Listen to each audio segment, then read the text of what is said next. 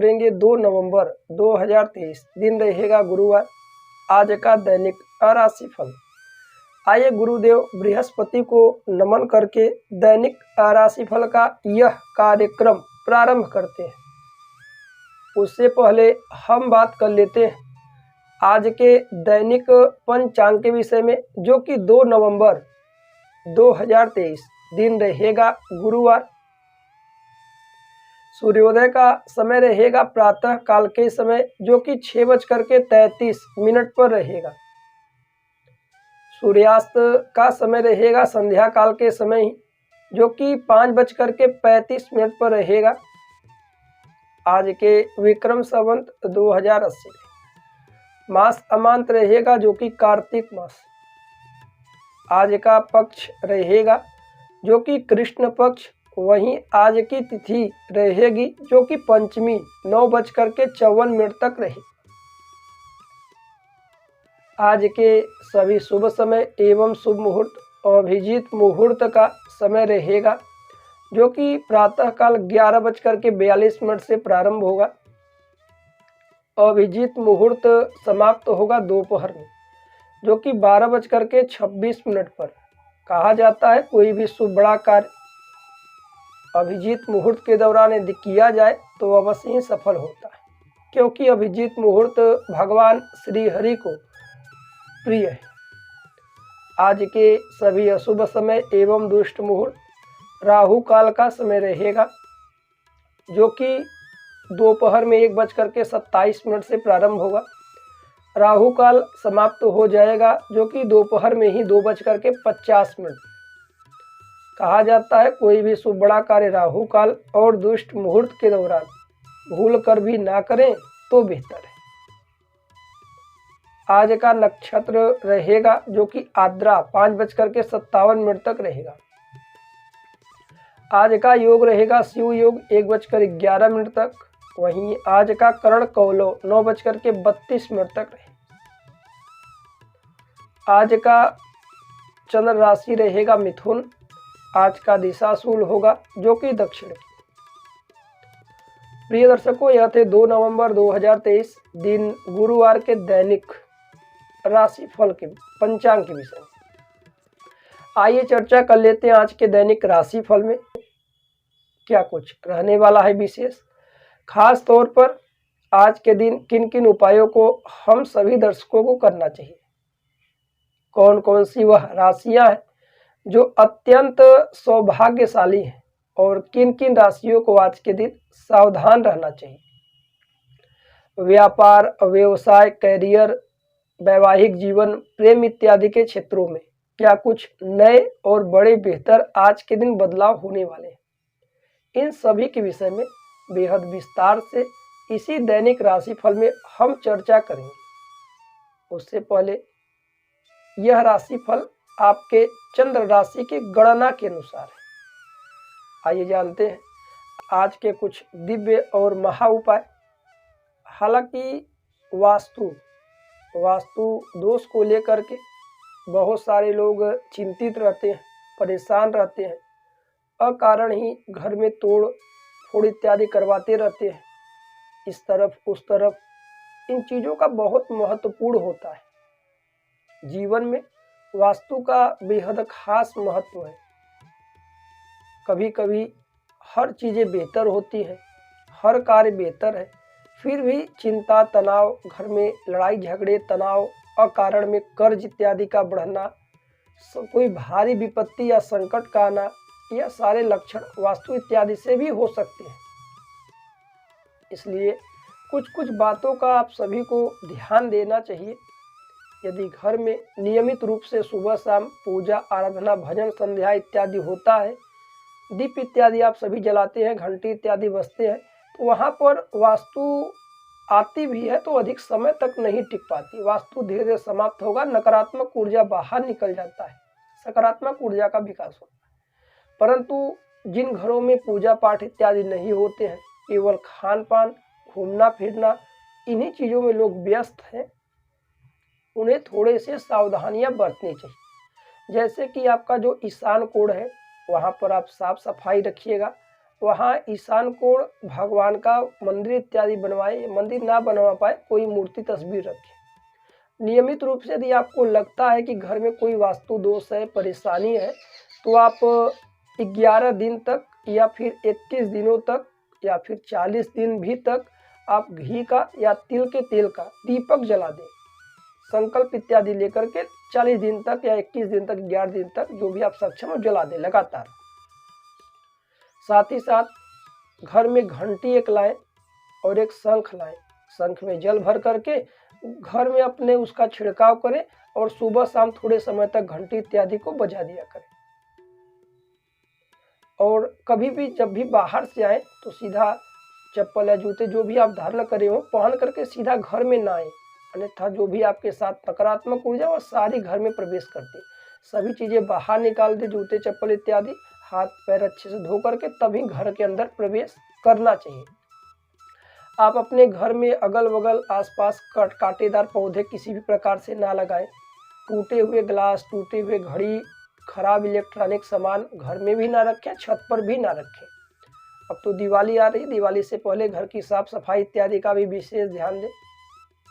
इस बात पर भी आप गौर करें कि आप ईशान कोण में किचन, अग्नि कोण में किचन इत्यादि बनवाना चाहिए। यदि गलती से अग्नि कोण में किचन ना हो तो वहां पर एक बल्ब इत्यादि सदैव जला दें, हमेशा जलता रहे। वहीं छोटी छोटी बातों का जीवन में ध्यान रखना आवश्यक है। कपूर जला करके घर में उसका धुआं, दोनों जो भी आप जितने रूम हो सभी रूमों में आप कपूर जला करके टहला दें। साथ ही साथ आप यदि गुरु मंत्र लिए हो या गुरु दीक्षा लिए हो या कोई भी मंत्र आप निरंतर जप करते हो तो उसी मंत्र का जप करें। हम सभी तमाम प्रकार के भ्रांतियों में आकर के अलग अलग मंत्र जप करने लगते हैं, अलग अलग स्तोत्र पाठ करने लगते हैं। एक नाम, एक भरोसा, एक समय,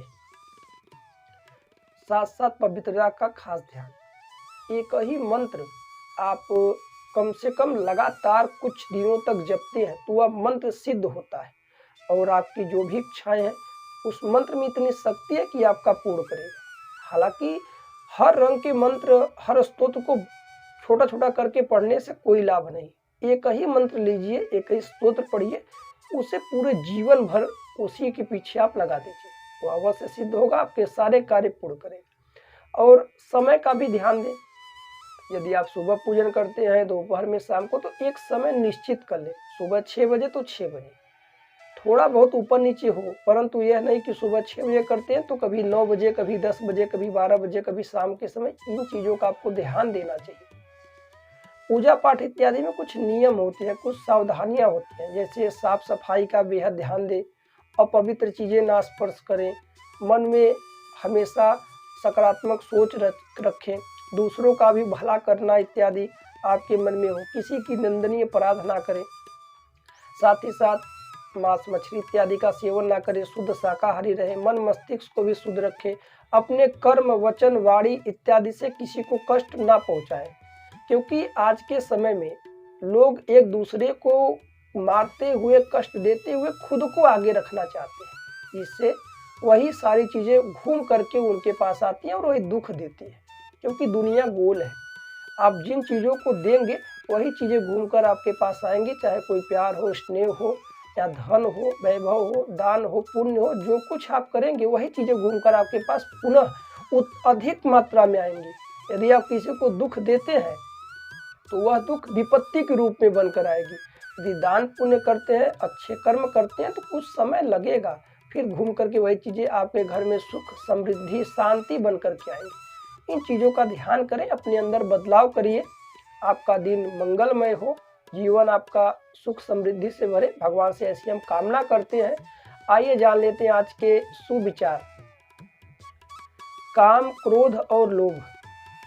काम, क्रोध और लोभ ये नरक के द्वार है, इसलिए इन तीनों का त्याग कर देना चाहिए। आइए बात कर लेते हैं आज के दैनिक राशि फल। 2 नवंबर 2023 दिन रहेगा गुरुवार। राशियों के क्रम में पहली राशि मेष राशि। आइए जानते हैं मेष राशि वाले जातकों के लिए क्या कुछ रहने वाला है विशेष और खास तौर पर आज के दिन किन किन उपायों को हम सभी को करना चाहिए।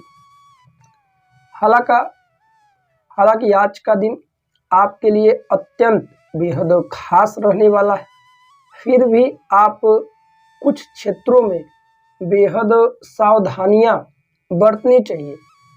जैसे कि परिवार में आज थोड़ा वाद विवाद बढ़ सकता है, बात में लड़ाई झगड़े तक करना, यह यथावत रूप से आज संभव नहीं।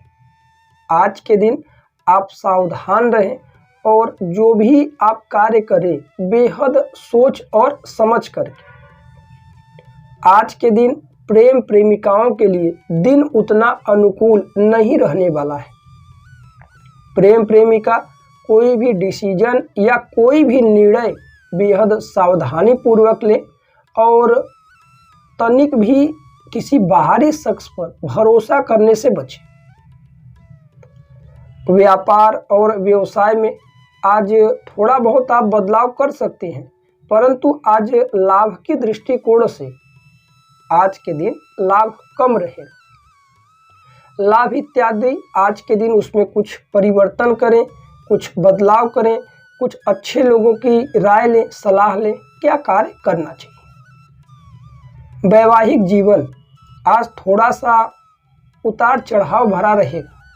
कोई भी पुरानी बात है या किसी बात को लेकर के जीवन साथी के साथ आनाकानी होगी और बहस इत्यादि भी हो सकता है। इसलिए आप अपने वाणी को संयमित रखें और आवश्यकता से अधिक ना बोलें, क्योंकि बोले गए शब्द पुनः वापस नहीं आते। नौकरी की तलाश कर रहे लोगों के लिए आज अच्छे लोगों की संगत करके आगे बढ़ें। बुरे लोगों की संगत से आप किसी अच्छे कार्य के लिए निकल रहे हैं तो यह आपके लिए लाभ नहीं कराएगा।